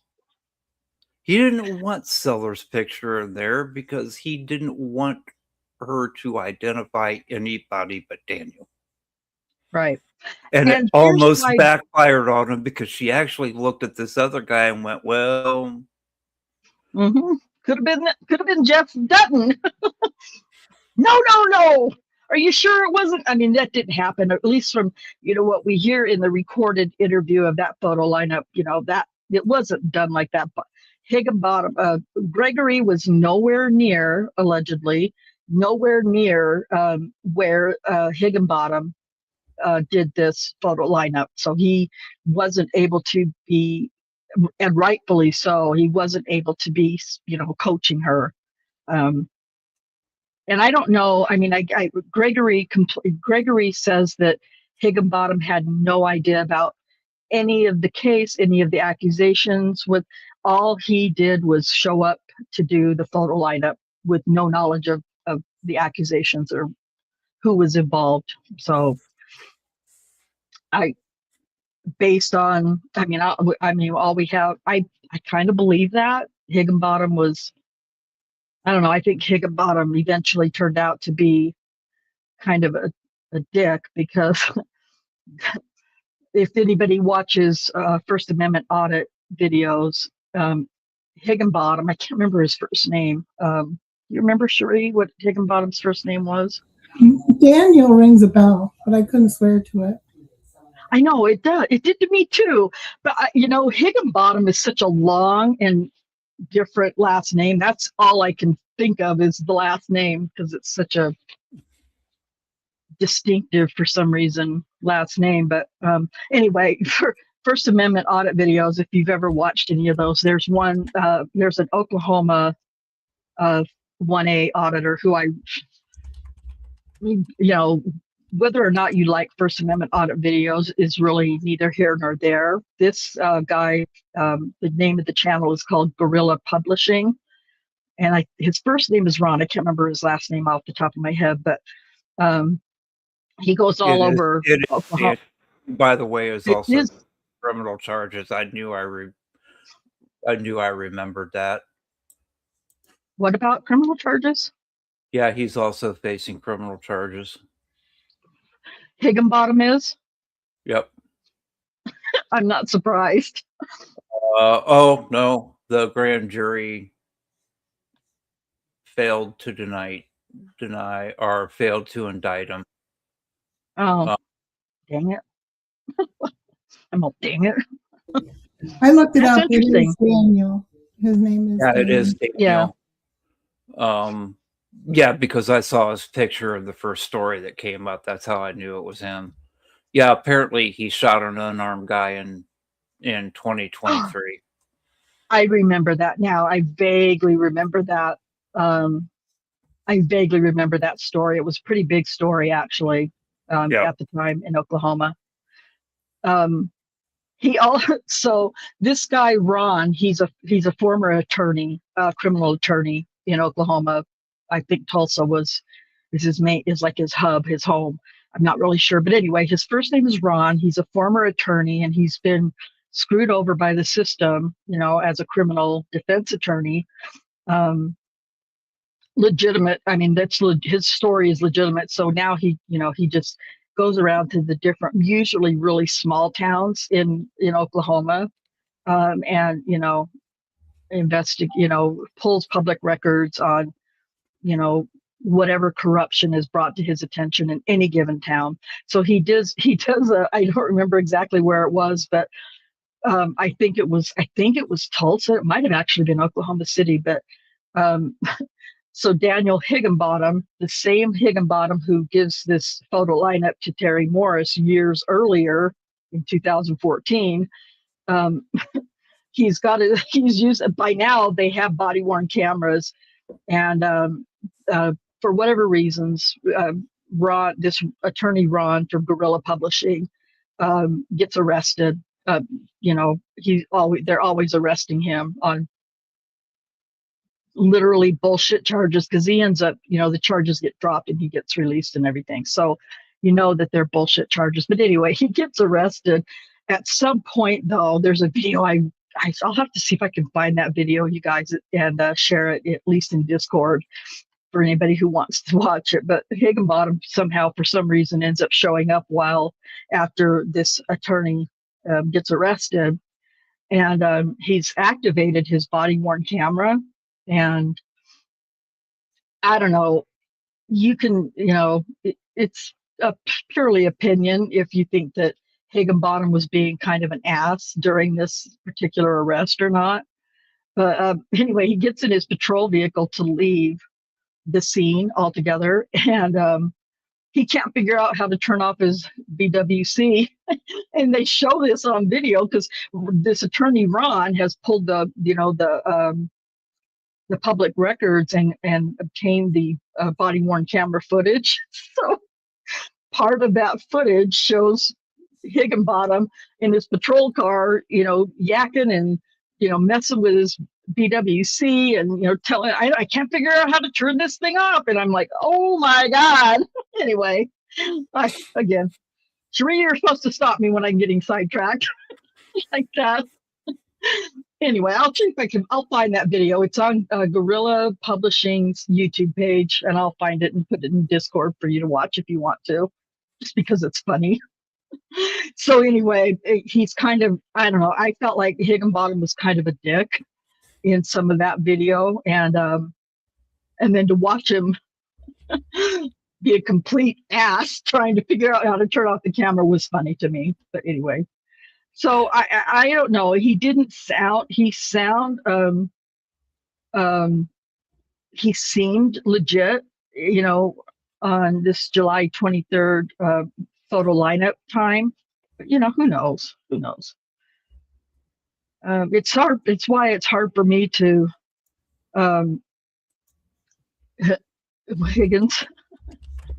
Well, you know what? Higgins is fine. Oh, geez, Higgins. Wasn't that the dude in Karen Reed's Lava? According to him, what was his name? Brian Higgins. Yeah. Oh, under your stars. That's so sad. Oh yeah. Or Cherie, if you need to go, you can go. I'm so sorry. I just now saw your message. We can do that if you want to, or I can, you know, we can just finish, because this next one's not going to really take very much time, honestly. There's just not really, because nothing was ever really talked about in Daniel's case with this person. Okay, yeah, So, that makes a difference. If it's, I was just thinking it's been 2 hours, but you're right. It won't take that long to cover Alex. well, this could have been a 1 hour long live stream if I didn't talk so much about shit that isn't, you know, part of the conversation. But okay, so I think Cherie needs to go. I think she has another obligation. Not to mention it's much later for her than it is for me. So we'll go through this one because, like I said, there really isn't very much information about this one. But now we're going to talk about, let's see, this guy.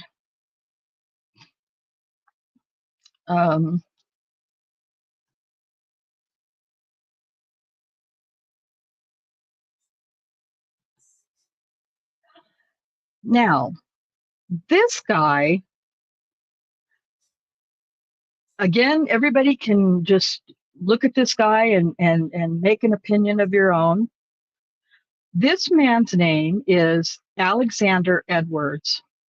Alexander Edwards was a Oklahoma City police officer, worked in the exact same substation that Daniel and Jeff Sellers worked in. And I believe he did I believe his shifts, and I have all the logs and everything that we'll go over in more detail when we get into some of the different accusers transcript readings. But I think that he was the same shift as Daniel, at least sometimes, but not always at the same time as Daniel, if that makes any sense. So this is a officer who in 2016 was terminated from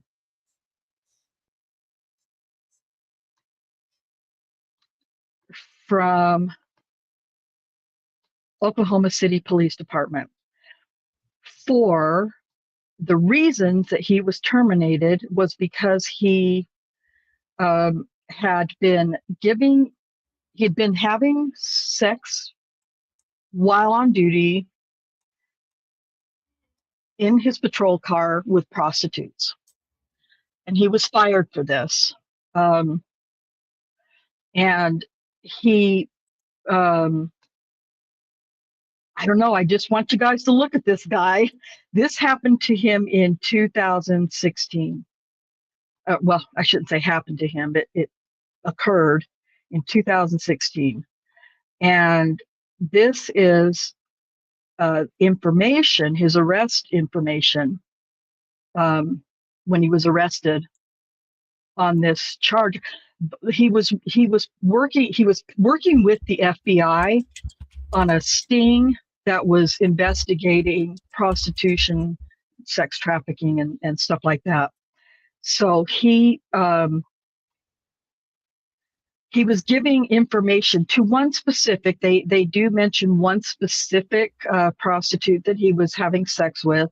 her name isn't really important, but he got caught giving her information about this sting operation and how it was, what they were doing, how they were doing it, how they were, trying to check people out, make their case. He got himself on a federal task force and then was warning the targets of that task force that they were coming, is what he was doing. Yeah, thank you, Rick. Exactly what Rick said. Much quicker. So he was arrested on October 15th of 2016 and bailed himself out. His age was, at that time, he was 36 years old. He was 5'9", 200 pounds, black, male.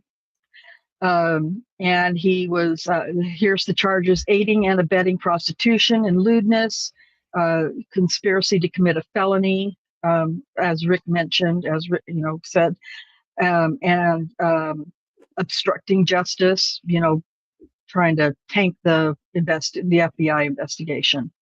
So it says 4 charges, but for whatever reason, I'm only getting 3. But anyway, so he got fired, and he got his wrist slapped. He got a plea deal and never did any jail time except for this particular, time that he was there. And I just want to leave that image in your mind for a second, and I want to play this, and I'll make this the last thing. I think Cherie or somebody put this in Discord. We're going to play this video, and then I'm going to we'll end the live stream, and I'll leave you kind of hanging with this little nugget of my opinion. Oh, good job, Cherie. Thank you. I won't show that now, but I want to show this video. It's about a little over 8 minutes long, and then and then we'll end the stream for the day, and we can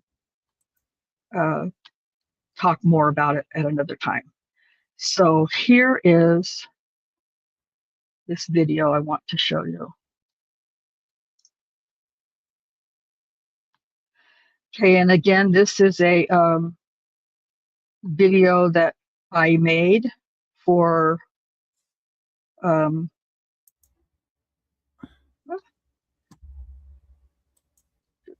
news media, to share for the family to share with the news media. So I don't have it uploaded, so we're just gonna see it this way.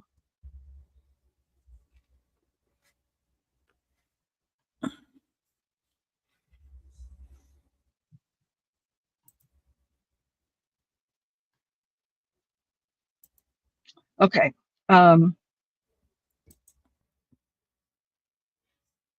Here we go.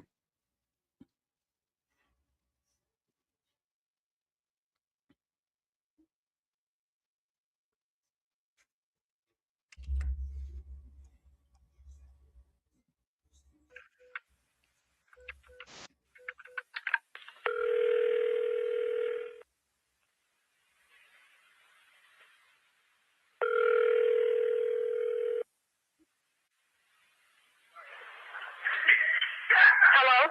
Is this Sherry? Yes? Sherry, this is Detective Davis. Yes, ma'am? Okay.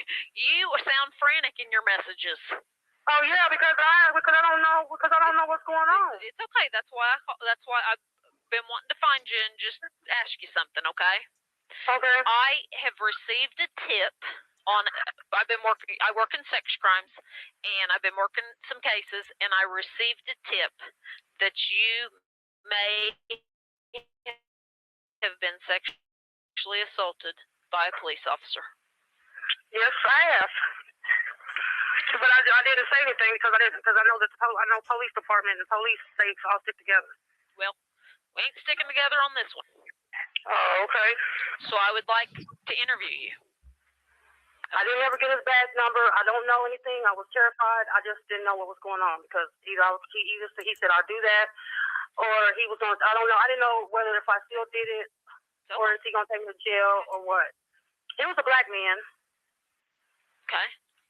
He was in a black and white police car.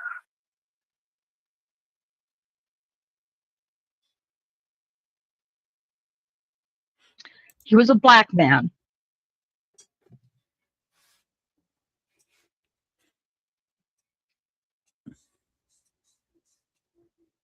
Sherry, I believe you. If I didn't believe you, I wouldn't have been calling you, trying to find you. Okay. Let me ask you this.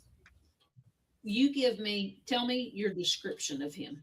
He's black, He's black male, muscular. How tall could you tell?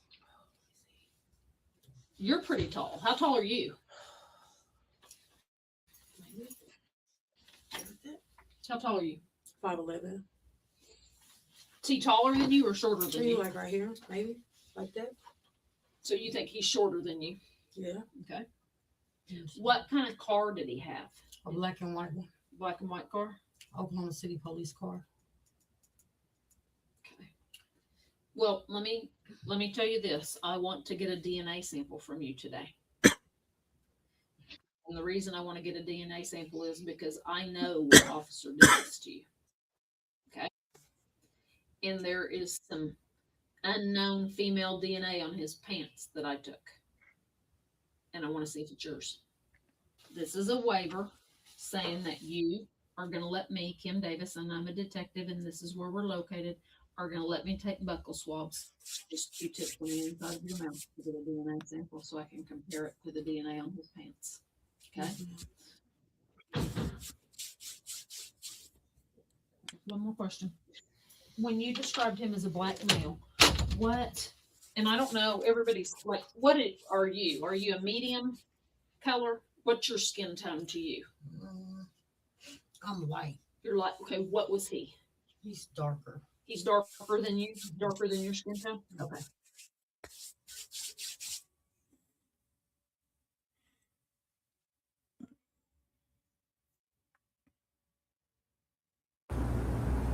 Okay, would you raise your right hand, please? Do you swear to tell the truth, the whole truth, and nothing but the truth, so help you God? I do.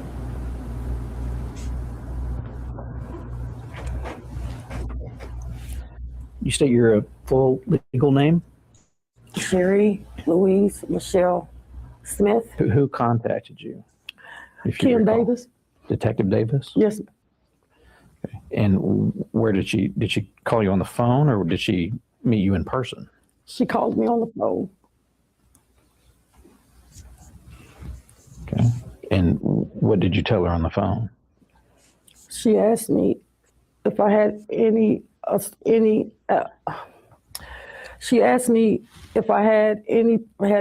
problems with the police officer, and I told her yes.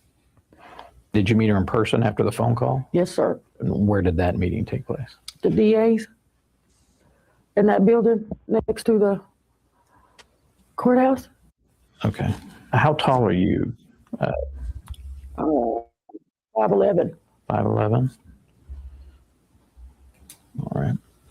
And do you recall explaining to Miss Davis how tall this officer was that assaulted you? Yes, I do. Okay. And I'm going to hand you another exhibit. We marked it as exhibit number 4. That's a video still of you explaining to the officer how tall the person was that assaulted you. Do you recognize yourself in that image? Yes, sir. Is that you? Mm-hmm. Okay. Yes. All right. Now, how tall did you tell was the person that assaulted you? I don't recall how tall I said he was, but I did say that he was shorter than I was. Okay. And we say shorter than you by about how much? I mean, in that image, it looks like you're holding your hand up maybe to your shoulders. Yeah. So he came up to about your shoulders. Yeah.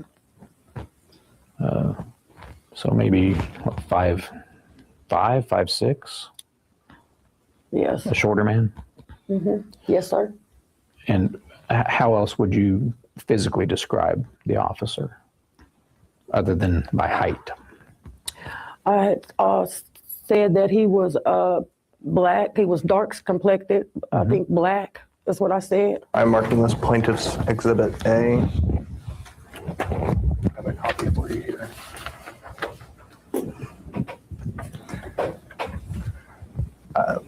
Miss Alice, do you recognize this individual? Yes, I do. Okay. How do you recognize that person? From court. Okay. Do you recognize that person from any other time in your life? No.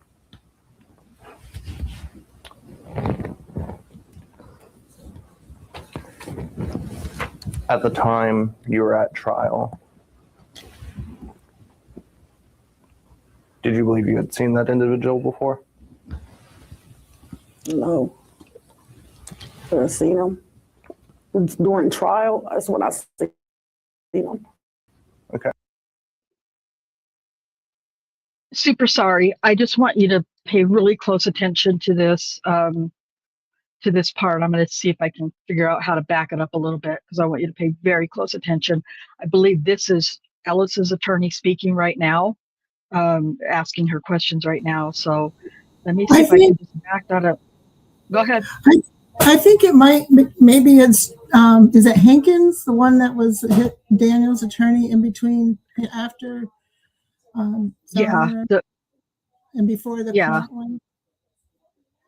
Yeah, he was, Hankins was who was the first attorney questioning her. So, but now this one is, I believe, her attorney representing her in the civil deposition suit.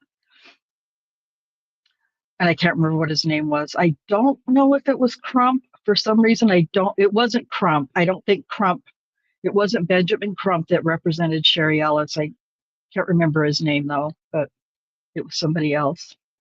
Okay, so pay really close attention to this last part of this clip. Did you believe you had seen that individual before?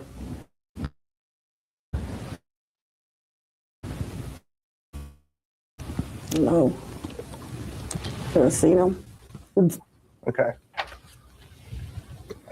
Had you had any interaction with that man to your knowledge? Besides him. It's besides, it's when I finally seen who accused of raping me.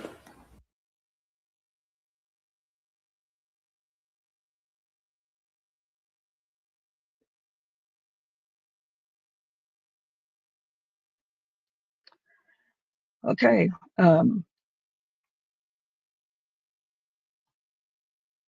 So, oops, I guess I need to add us all back to the stage. Sorry. Okay, so listen, that 8-minute clip is on our page, on our channel, and for you to go and watch yourself over, however many times you want to. The picture that her attorney that was on her right that he showed to her was the picture of Daniel when he was first very soon after he graduated from the academy, and he's standing next to a black and white patrol car, which she said the officer who raped her was driving, which I show you in that video was not the car that Daniel was driving on that night. I think her assault took place, I believe, May 7th or May 8th, if I'm not mistaken. But anyway, she described a black and white patrol car. At that time, Daniel was absolutely, to whoever you were in the chat comments from the video clip a while back, Daniel was driving at that time of Sherry Ellis's accusation. He was driving the black Ford Interceptor. I can't remember the name of it. He was driving the new black Ford vehicles that OKC had recently purchased. The picture that her attorney showed her was from when he had very recently, within, I want to say 6 months after he graduated from the academy. That's why you see him standing in front of a black and white vehicle. And that's a picture that her attorney showed to her. So when she's looking at that picture saying, no, I've never seen him, I've never seen this cop before, you know, it's because she hadn't. I believe in my gut, every fiber of my being, she had never seen Daniel. And she said it in that deposition that she had never seen the officer in that picture until the trial, when they showed her who they accused of raping her.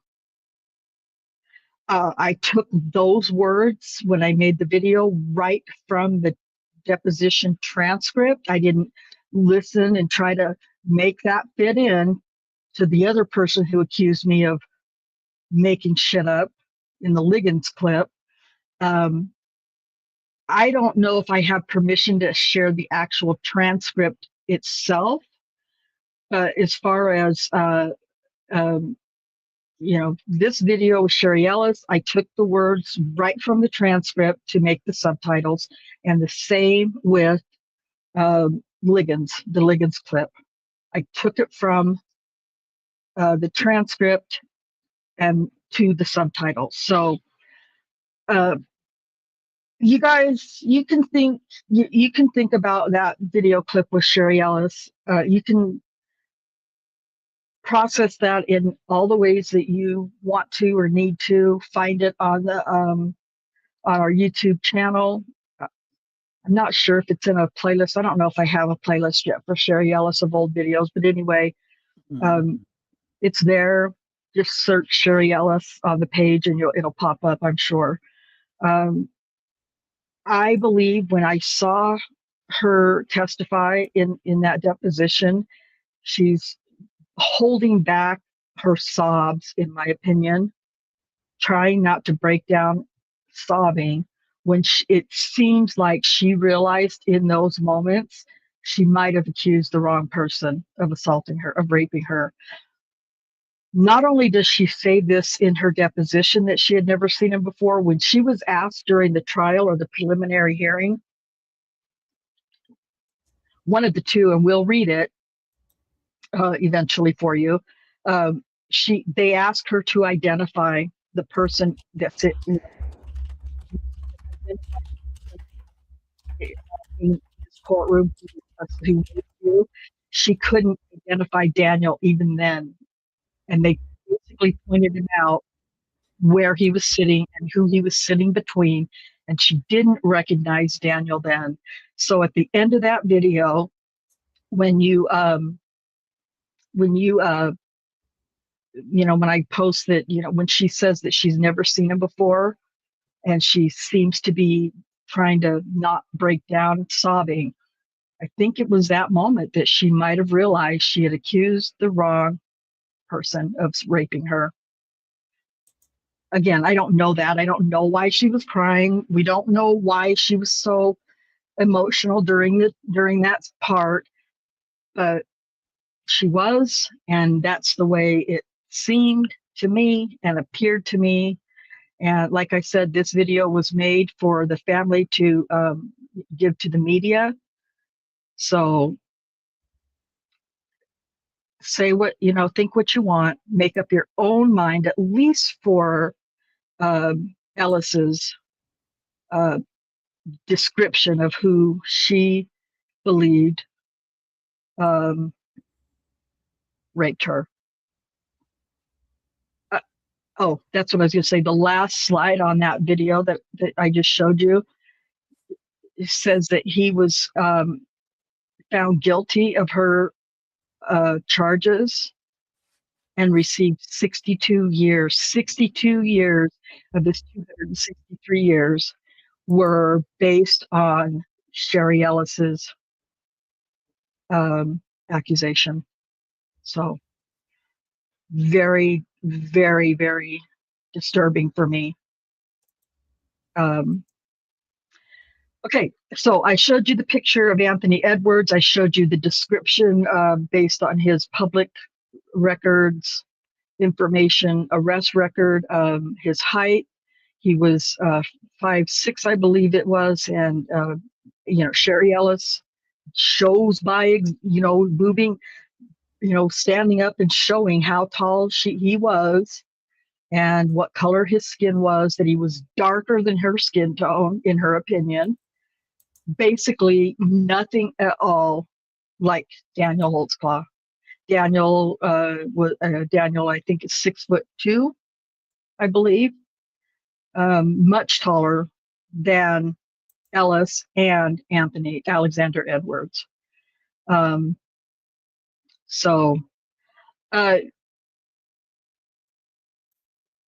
just know that his attorney is working on his post-conviction relief. As far as where that process is, it's pretty tightly under wraps, basically. So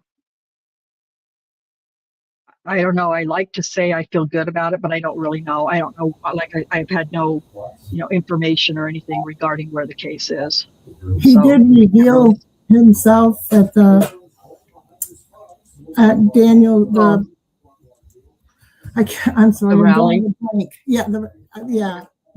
The birthday rally. Yeah. Is it Benjamin Munda, I think his name is, and Munda. Yeah. But he didn't say when he would be filing it. Yeah, he introduced himself and spoke for a few minutes. Benjamin Munda, as Cherie said, is Daniel's post-conviction relief attorney. Like I said, that's all very tightly guarded, I guess, and it should be, and it's fine with me.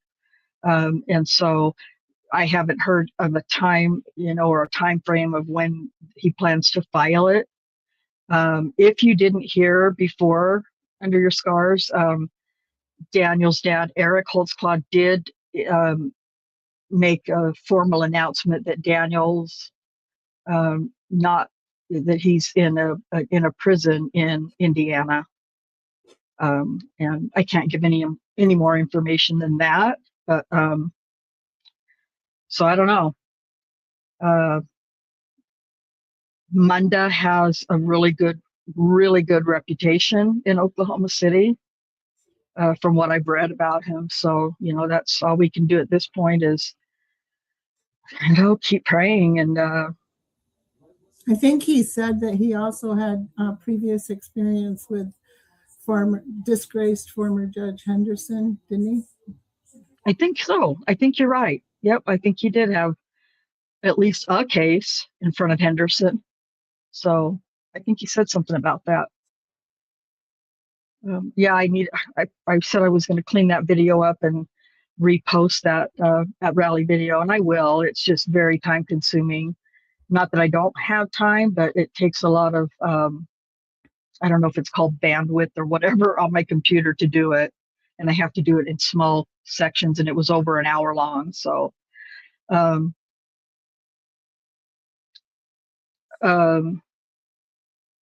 mean, Daniel's he's doing much better now. He's got a job. He's working in the prison. I forgot to say this last time we were live.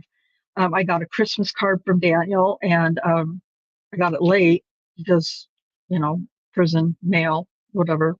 But at any rate, he wants me to remind everybody how much he really appreciates and loves all of you for all of your support and, still believing in his innocence. And so I apologize that I'm so late with that message as well. But he's doing well. He's working, just staying busy as much as you can in that kind of a situation. So, Rich, prison is prison. So that's kind of, anyway, I just wanted to kind of drop the Alexander Edwards part. Hit me in the comments section. All of you people who think that I'm just making shit up or, twisting things or whatever, go ahead. Hit me with your decent, respectful, at least, arguments. And if you're going to argue with me on something that I give you that I know is a fact, then you need to bring some evidence with you. You can't just say I'm lying and you're right. and then, not tell me why you're right and I'm not, not show me or prove to me. That's not how I operate. And I know that I think I can speak for Cherie and Rick is in that way as well. So, Rhonda, love, yes, you're what? hunting acorns again. I know. Thank you. Thank you. Thank you. Thank you. Thank you.